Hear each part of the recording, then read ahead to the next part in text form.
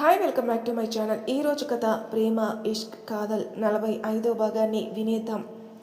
శరత్ తల పైకెత్తి చేతిలోని రోజ్ మంజు ముందు పెట్టి, మంజు ఐ లవ్ యూ, నేను నిన్ను ప్రేమిస్తున్నాను అని చెప్పి మంజు వైపు చూస్తూ ఉన్నాడు. శరత్ చెప్పిన మాటలు చెవిలో మారుమోగుతూ ఉంటే నోటు నుండి మాట రాక కొంచెం ఆశ్చర్యంగా, కొంచెం అనుమానంగా, కొంచెం ఆనందంగా, కొంచెం బాధగా చూస్తూ ఇది నిజమా లేక కలనా అనుకుంటూ అలా ఉండిపోయింది. ఒక రకంగా చెప్పాలి అంటే డీప్ షాక్లో ఉంది. తనకి తెలియకుండానే కళ్ళ వెంట నీళ్లు కారిపోతున్నాయి. ఆ నీళ్లు ఎందుకు కారుతున్నాయి, బాధ వలన లేక ఆనందం వలన అనేది తెలియడం లేదు. అందుకే శరత్ వైపు అపనమ్మకంగా చూస్తూ ఉంది.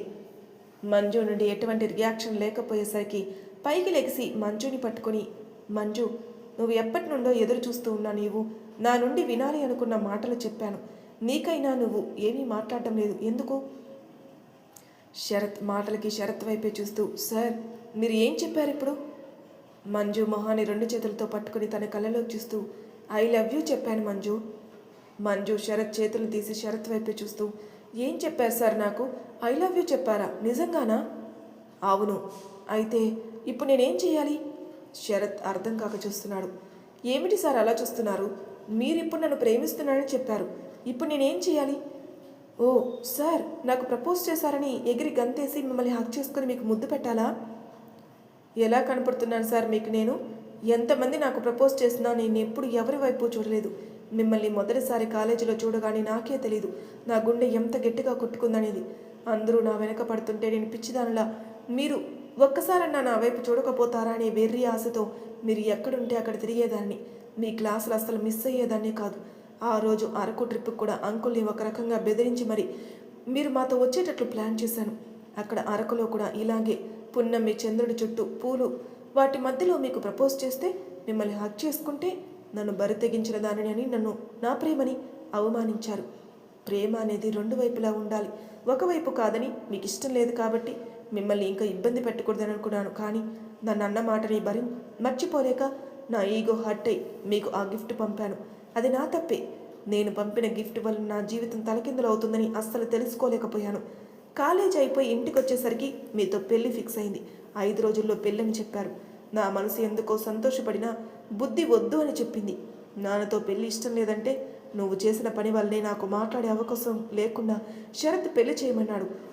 ఇప్పుడు ఏమీ చేయలేనని అన్నాడు. పెళ్లి జరగాల్సిందే అని చెప్పారు. సరే, పెళ్ళైన తర్వాత ఎన్ని జంటలు ప్రేమించుకోవడం లేదు, మనది అలాగే అనుకున్నాను. కోటి ఆశలతో ప్రతి ఆడపిల్లలాగానే మీతో తాళి కట్టించుకొని మీ వెంట ఇంటికి వస్తే మొదటి రాత్రి నన్ను రూమ్లో నుండి బయటికి గెంటి నీ మీద కోపంతోనే పెళ్లి చేసుకున్నానని చెప్పారు. నన్నెప్పుడు మీ భార్యగా ఎవరికీ చెప్పలేదు. కారణం ఏంటో తెలీదు. అనిత వాళ్ళు తప్పుగా అనుకోకూడదని ఎగ్జామ్స్ వంక పెట్టాను. కానీ మీరు నన్ను ప్రేమించడం లేదు, వేరే అమ్మాయిని ప్రేమిస్తున్నాను, నువ్వు నా భార్యవి కాదు, ఓన్లీ ఇంటి కోడలవని అన్నారు. ఆ రోజు మీ నోటితో ఆ మాట విని ఎంత ఏడ్చానో తెలుసా?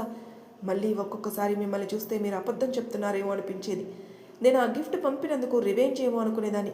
మీరు వేరే అమ్మాయిని ప్రేమిస్తున్నానని అన్నప్పుడు నేను కూడా మోహన్ పేరు చెప్పి మిమ్మల్ని ఇరిటేట్ చేస్తే మీ నుండి నిజం బయటకు వస్తుందేమో అనుకున్నాను. కానీ మీలో ఎటువంటి రియాక్షన్ కనపడలేదు.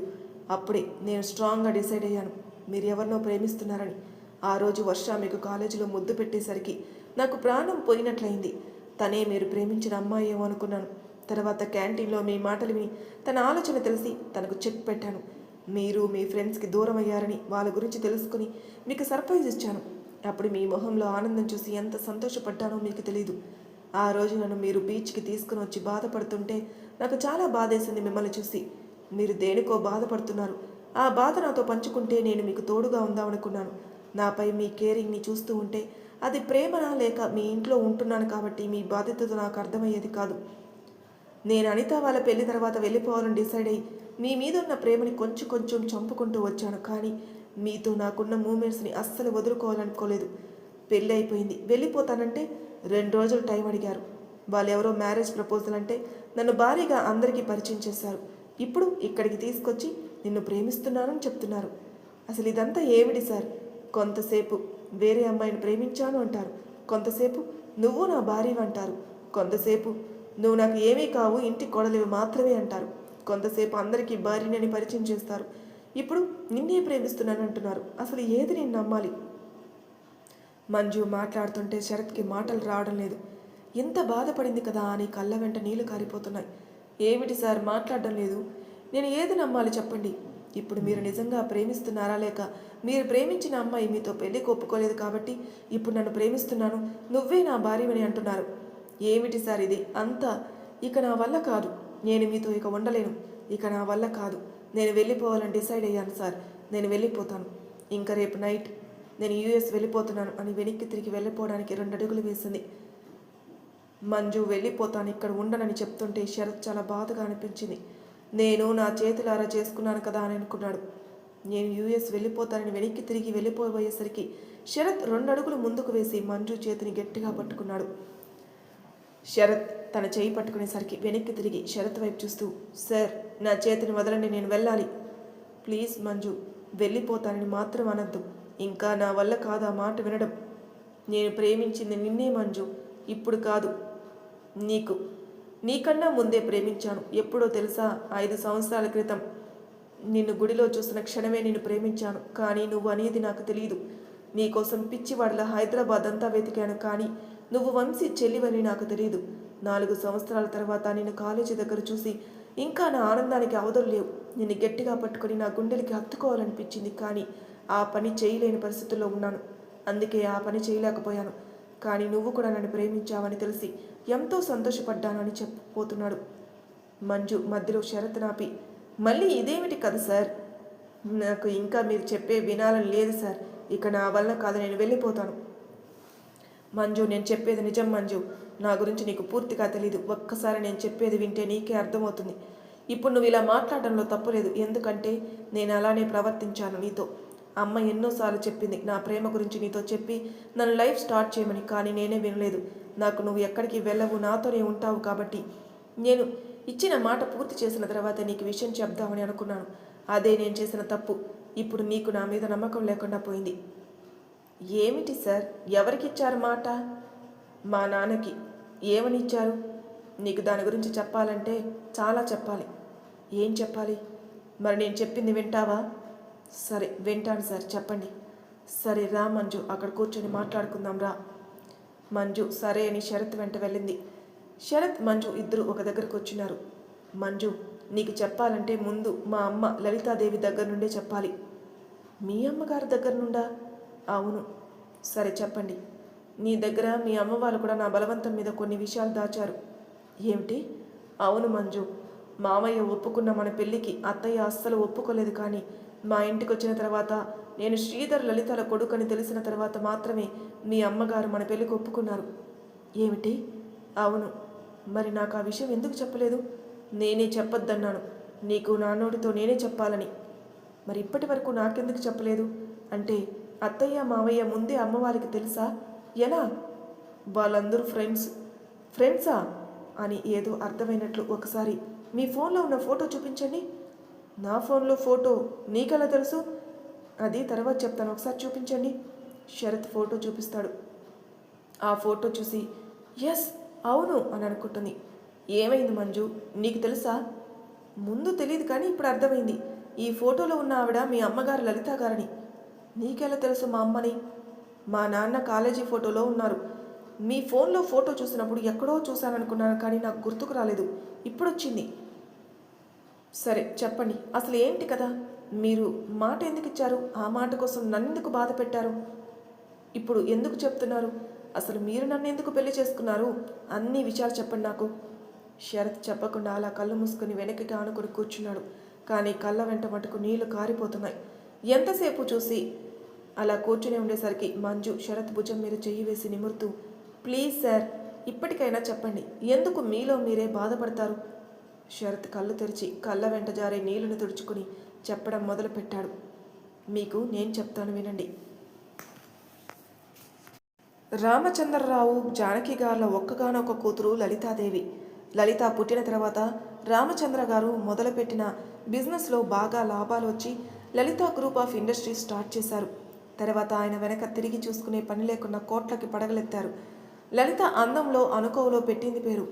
ఎంత ఉన్నా ఒదిగి ఉండాలని మనస్తత్వం కలిగిన అమ్మాయి. అంత ఆస్తి ఉన్నా ఏనాడు అలా ప్రవర్తించలేదు.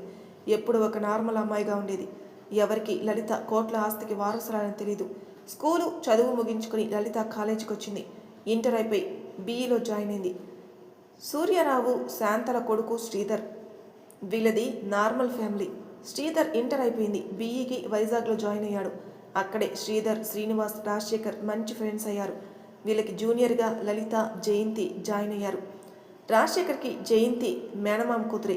వీళ్ళు చదువు అయిపోయిన తర్వాత ఇద్దరికి పెళ్లి చేయాలని ముందుగానే ఇరు కుటుంబాల పెద్దలు అనుకున్నారు. లలిత ఒక నార్మల్ అమ్మాయిగా ఉండేది. కాలేజీలో ఎవరికీ తెలీదు తనకి చాలా ఆస్తి ఉందనేది. ఏనాడు ఎవరికీ చెప్పుకోలేదు. లలిత అందం, ఆమె మంచి మనసు నచ్చి శ్రీధర్ లలితని ప్రేమిస్తాడు. ఆ విషయమే లలితకి చెప్తే తను కూడా ఓకే చెప్పింది. చదువు అయిపోయిన తర్వాత పెద్దవాళ్ళని ఒప్పించి పెళ్లి చేసుకోవాలనుకున్నారు. రాజశేఖర్, వాసు ఇద్దరిని లలిత అన్నయ్య అని పిలిచేది. వాళ్ళు అంతా కలిసి మంచి ఫ్రెండ్స్ లాగా ఉండేవాళ్ళు. లలిత ప్రేమ విషయం ఇంట్లో చెప్పలేదు. శ్రీధర్, రాజశేఖర్, వాసుల చదువు అయిపోయింది.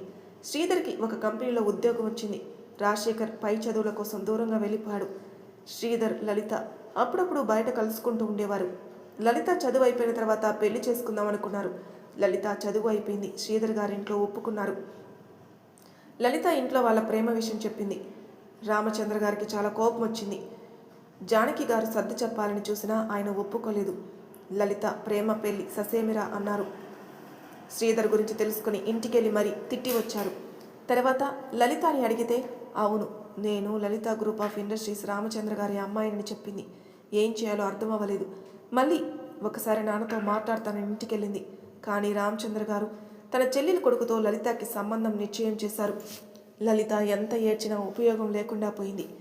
రామచంద్ర గారి చెల్లి చనిపోయారు. ఆమె భర్త మంచివాడు కాదు. ఆవిడ కొడుకు కూడా తండ్రి బాటనే తయారయ్యాడు. జానకమ్మ గారికి లలితకి ఆ సంబంధం చేయడం ఇష్టం లేదు. అతను చేసుకుంటే జీవితాంతం బాధపడాలి కాబట్టి కూతుర్ని ఇంట్లో నుండి వెళ్ళిపోయి మనసుకు నచ్చిన వాడిని పెళ్లి చేసుకోమని, సుఖంగా ఉండమని అందరూ పడుకున్న తర్వాత ఎవరికీ తెలియకుండా బయటికి పంపింది. కూతుర్ని పంపి ఆవిడ తనకి ఏమీ తెలియనట్లే ఉంది. లలిత ఇంటి నుంచి బయటకొచ్చి శ్రీధర్ గారి దగ్గరికి వెళ్ళి జరిగింది చెప్పింది. రాజశేఖర్ ఊర్లో లేడు. వాసు, జయంతి సహాయంతో పెళ్లి చేసుకుని లలిత ఇంటికెళ్ళాడు. లలిత నాన్నగారు ఇద్దరిని బాగా అవమానించాడు. శ్రీధర్ డబ్బు లేనివాడని, డబ్బు కోసమే తన కూతురి ప్రేమ పేరుతో మోసం చేసి పెళ్లి చేసుకున్నామని ఇష్టం వచ్చినట్లు మాట్లాడి బయటికి పంపేశాడు. తర్వాత తన ఇన్ఫ్లుయెన్స్ ఉపయోగించి శ్రీధర్ పనిచేసే ఉద్యోగం లేకుండా చేస్తాడు. ఇంకక్కడ ఉండలేక వాసు వాళ్ళకు కూడా చెప్పకుండా తల్లిదండ్రుల దగ్గరికి లలితని తీసుకుని వెళ్ళిపోయాడు. ఊరిలో వాళ్ళకి కొన్ని పొలాలున్నాయి. శ్రీధర్ తల్లిదండ్రులు లలితని కడుపులో పెట్టుకుని కూతురులా చూసుకునేవారు. శ్రీధర్ వాళ్ళ పెళ్ళైన 2 సంవత్సరాలకి కొడుకు పుట్టాడు. లలిత కొడుకు తండ్రి పేరు కలిసేటట్లు శరత్ చంద్ర అని పెట్టింది. శరత్కి 1 సంవత్సరం ఉన్నప్పుడు తిరుపతి వెళ్ళి వస్తూ యాక్సిడెంట్ అయి శ్రీధర్ తండ్రి చనిపోయారు. ఆ యాక్సిడెంట్లో లలిత ఆరోగ్యం కొంచెం దెబ్బతింది. వైజాగ్లో అయితే లలితకి ట్రీట్మెంట్ ఇప్పించవచ్చని అక్కడున్న పొలాలన్నీ అమ్మేసి ఆ డబ్బు పట్టుకుని వైజాగ్ వచ్చారు. శ్రీధర్ ఉద్యోగ ప్రయత్నం చేయగా అతనికి జాబ్ దొరుకుతుంది. పొలం అమ్మిన డబ్బుతో ఒక స్థలం కొనుక్కొని అక్కడ ఇల్లు కట్టుకుంటారు. లలితకి ఇష్టమైనట్లు ఇల్లు కట్టుకుంటారు. వైజాగ్ వచ్చిన దగ్గర నుండి లలితకి అమ్మా నాన్నని చూడాలని బాగా అనిపిస్తుంది. అలా ఒక 4 సంవత్సరాలు గడిచాయి. ఒకరోజు లలిత శరత్ని తీసుకుని గుడికెళ్తే అక్కడ అనుకోకుండా జానకమ్మ గారిని కలుస్తుంది. ఆవిడ కూతురు మనవన్ని చూసి చాలా సంతోషపడుతుంది. ఒకసారి రామచంద్ర గారి దగ్గరికి వెళ్దామంటుంది. లలిత వెళ్ళిపోయేసరికి ఆయనకి బాగా కోపం వస్తుంది. అప్పటికే ఆస్తంతా లలిత పేరున ఉందనే విషయం రామచంద్ర చెల్లెలు భర్తకి తెలీదు. లలిత వెళ్ళిన తర్వాత ఆయన కోపానికి ఈ తండ్రి కొడుకులు ఇద్దరూ ఆజ్యం పోస్తారు. జానకమ్మ గారు ఎంత నచ్చ చెప్పాలని చూసినా ఆయన వినలేదు. ఇంకా కూతురు ఎక్కడుందో తెలియక ఆవిడ చాలా బాధపడుతుంది. తల్లిని గుడిలో కలిసి ఇంటికొచ్చిన తర్వాత ఆ విషయం శ్రీధర్కి, అత్తగారికి చాలా సంతోషంగా చెప్తుంది. ఆవిడ సంతోషం చూసి వీళ్ళు కూడా చాలా ఆనందపడతారు. ఒకరోజు శ్రీధర్ గారిని ఒప్పించి షరతుని తీసుకుని తండ్రి ఇంటికి వెళ్తుంది. ఆ సమయంలో తల్లి తండ్రి ఇంట్లో ఉండరు. మేనమామ ఇంట్లో ఉండి లలిత తండ్రిలాగా అది నా కూతురు కాదు, నా కూతురు చచ్చిపోయింది ఎప్పుడో అనే మాటల్ని పనివాళ్ళ చేత చెప్పిస్తారు. ఆ మాటలు విని షరతుని తీసుకుని ఇంటికి వస్తుంది. కానీ అక్కడ జరిగిన విషయం శ్రీధర్కి చెప్పారు. కానీ అదే మనసులో పెట్టుకుని రోజు రోజుకి కుంగిపోతుంది లలిత. శ్రీధర్కి లలిత ఎందుకు అలా ఉంటుందో తెలియక చాలా బాధపడతాడు. ఒకరోజు శరత్ తనకి వచ్చి రాని మాటలతో అక్కడ జరిగిన విషయం చెప్తాడు. శ్రీధర్ గట్టిగా లలితని అడిగితే నిజం చెప్తుంది. ఒకసారి తన తండ్రిని చూడాలని ఉందని, ఒకసారి తన తండ్రితో మాట్లాడించమని అడుగుతుంది. శ్రీధర్ అలాగే అని మాటిస్తాడు. ఒకరోజు రామచంద్ర గారు ఆఫీస్కి వెళ్ళి ఆయన్ని కలిసి ఒకసారి లలితని కలవని అడుగుతారు. నన్ను పెళ్లి అయిన తర్వాత కోరిన మొదటి కోరిక ప్లీజ్ అని చాలా విధాలుగా అడిగితే ఆయన కరిగి మనవణ్ణి చూడాలనిపించి సాయంత్రం లలితని బాబుని ఇంటికి తీసుకుని రమ్మని చెప్తాడు. శ్రీధర్ ఇంటికి వెళ్ళి ఆ విషయం చెప్పేసరికి లలిత చాలా ఆనందపడిపోయి కొడుకుని శ్రీధర్ని తీసుకుని సాయంత్రం తండ్రి ఇంటికి వెళ్తుంది. రామచంద్ర కూడా ఇంటికి వెళ్ళి శ్రీధర్ కలిశాడని, మనకు ఒక మనవడని లలిత మనల్ని చూడాలని అనుకుంటుందని సాయంత్రం ఇంటికి రమ్మనని చెప్తాడు. అప్పుడే జానకమ్మ గారు, అవునండి, మనవడు చాలా బాగున్నాడు, పేరు శరత్చంద్ర, అంతా నేను ఒకసారి గుడిలో అనుకోకుండా కలిశాను, అసలు వాడు చాలా బాగున్నాడు, వదిలిపెట్టు బెద్దు కాలేదు కదా తెలుసా. ఆయన నవ్వుతూ, అయితే మనవని నాకంటే ముందే నువ్వే చూసావన్నమాట. నువ్వు చెప్తుంటే నాకు కూడా ఎప్పుడెప్పుడు వాడిని చూడాలా అనిపిస్తుంది. నువ్వు ముందు వెళ్ళి లలితకి ఇష్టమైనవన్నీ చెయ్యి, ఇక నుండి వాళ్ళు కూడా మనతోనే ఉంటారు అని చాలా సంతోషంగా చెప్తాడు. పాపం వీళ్ళకి తెలియంది ఏంటంటే, వీళ్ళు మాట్లాడుకునే మాటలన్నీ ఆ తండ్రి కొడుకులు విని మళ్ళీ లలిత ఇక్కడికి వస్తే మనకు ఆస్తి దక్కదు కాబట్టి వాళ్ళు రాకుండా చేయాలనుకుని పథకం ప్రకారం రామచంద్ర గారు జానకమ్మ గారు తాగే టీలో నిద్ర మాత్రం కలుపుతారు. వాళ్ళు అవి తాగి మత్తుగా పడిపోతారు. ఇంట్లో ఉన్న పని వాళ్ళని ఇంటికి పంపి తన మనుషుల్ని పెడతారు. వాళ్ళు ఉంటే ఇక్కడ జరిగింది రామచంద్ర గారికి చెప్తారని. లలిత శ్రీధర్ షరత్ని తీసుకుని ఇక్కడికి వచ్చేసరికి ఈ తండ్రి కొడుకులు ఇద్దరు పెద్ద గొడవ చేసి ఆస్తి కోసమే మళ్ళీ వచ్చారని, మీకు బుద్ధి చెప్పాలని బావ మిమ్మల్ని ఇంటికి పిలిచి మీకు తగిన బుద్ధి చెప్పమని బావ అక్కను తీసుకుని బయటికి వెళ్ళారని శ్రీధర్ని బాగా అవమానించి మనుషుల చేత కొట్టిస్తారు. లలిత శ్రీధర్కి జరిగింది తట్టుకోలేక శ్రీధర్ని షరత్ని తీసుకుని ఇంటికి వచ్చేస్తుంది. తన వలనే శ్రీధర్ అవమానం పొందాడని చాలా కుమిలిపోతుంది. శ్రీధర్ నేను ఏమీ బాధపడలేదని ఎన్ని విధాలుగా చెప్పినా లలిత పైకి మామూలుగా ఉన్నా కూడా లోపల చాలా బాధపడుతూ ఉండేది. దానివలన ఆవిడ చాలా కుంగిపోయింది. రామచంద్ర గారు జానకమ్మ గారు టీ తాగి పడుకున్నా వాళ్ళు 2 రోజులకి గాను హాస్పిటల్లో స్రోలోకి రాలేదు. మేము ఇక్కడ ఎలా ఉన్నాం అని వాళ్ళు అడిగితే, మీరు మొన్న స్రో తప్పితే మేము హాస్పిటల్ తీసుకొచ్చాం. అవునా, మరి లలిత రాలేదా? వచ్చారంట బావా, మీకు బాగాలేదని చెప్తే పట్టించుకోకుండా ఒకవేళ చనిపోతే మాకు కబురు చేయండి అని చెప్పి వెళ్ళారు బావా.